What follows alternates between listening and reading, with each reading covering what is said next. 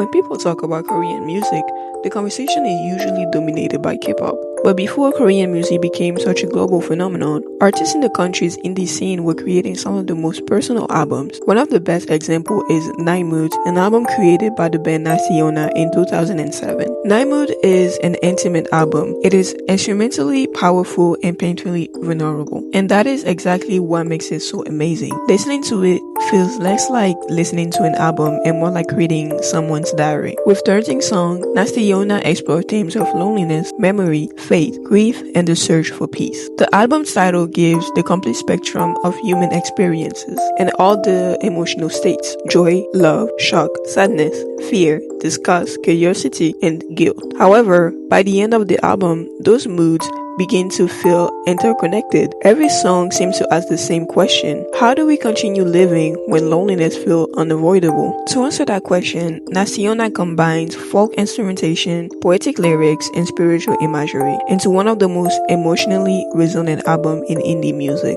Before discussing lyrics, it is important to understand why the album feels so different from most music. The first thing that stands out is how much space there is. To me, Nastiona's strongest point is their instrumental breaks. Many albums try to fill every second with lyrics. Nine Moods does the opposite. This creates a sense of loneliness before Yona even begins to sing, but her voice contributes to this feeling as well.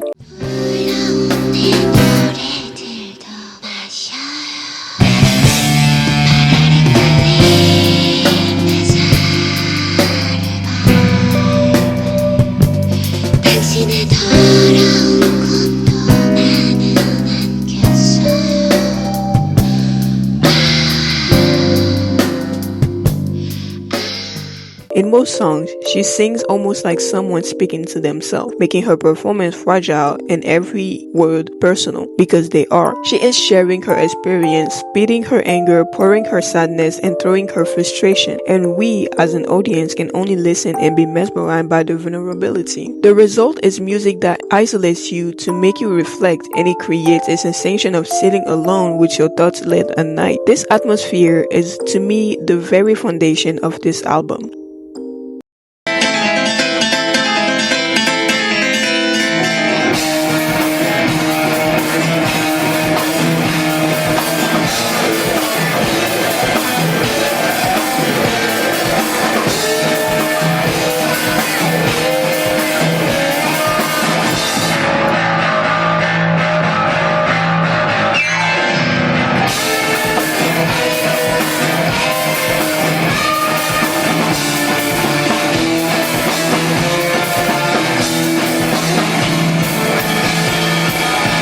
I couldn't make this video without talking about Needle. Needle is such a personal favorite, and this song never fails to amaze me every time I listen to it. Needle portrays love that becomes a desire for revenge due to a devastating heartbreak. Yona, the narrator, says in these lyrics that she prayed every night for the one she used to love, but these prayers are actually curses. This feeling of no longer being with a person you still love, you still long for, is haunting you like a sharp needle piercing through your chest. How does the gift of love become such a source of pain? A pain that makes you want that person you once loved to suffer. A pain that makes you want that person's heart to stop beating if it's not for you. But under all this anger lies a profound grief and lingering attachment. This song explores how heartbreak caused by intense love can become distorted by never letting go of the person who caused that pain, making one go into a cycle of obsession, revenge, and longing. Showing how hard it is to truly be indifferent and no longer caring for what happens to the other person. One thing that Yona knows to do is make her keyboard talk. The outro of this song is an extension of the lyrics, and the beautiful chaos reflects the cycle she was in. To me, Jordan River is the emotional center of this album. You probably heard its beautiful melody somewhere on social media, but what if I told you that the song's greatest strength isn't even the instrumental, it is the lyrics. The song begins with a striking image.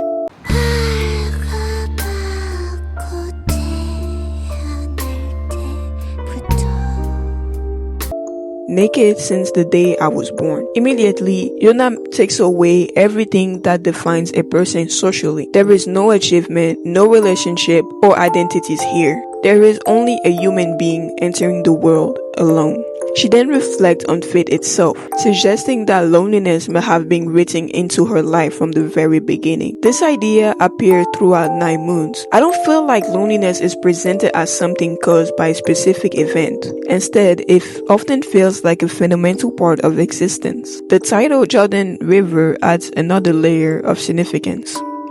In the Bible, the Jordan River is associated with transition, purification, and entering a promised land. It represents a crossing from one state of existence into another. Nastyona uses that symbol in a much more ambiguous way. The river becomes a boundary between suffering and peace, between uncertainty and understanding. Throughout the song, the speaker seems to draw toward this crossing, but never fully reach it. Perhaps the most heartbreaking moment comes when she asks,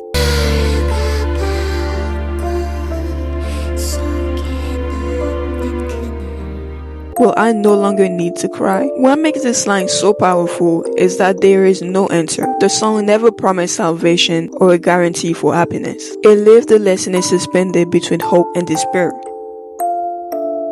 Nearly 20 years after its release, 9 Moods remains remarkably powerful. Part of this comes from the emotional honesty. Modern music often encourages listeners to think in extreme. We are either heartbroken or healed, victorious or defeated, happy or miserable. 9 Moods make you realize that life is not black and white. People can be grateful and lonely at the same time.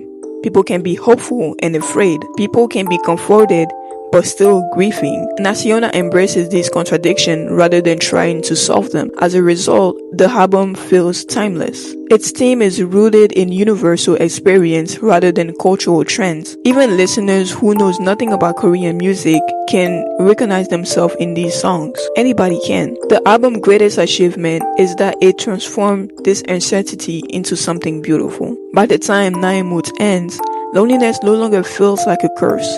It feels like a condition of human being, something shared by everyone. That is why the album continues to resonate years after its release. Not because it tells us how to overcome sadness, but because it reminds us that sadness, memory, love, and hope are often inseparable. And in that sense, 9 Moods becomes an album that is teaching us how to become humans.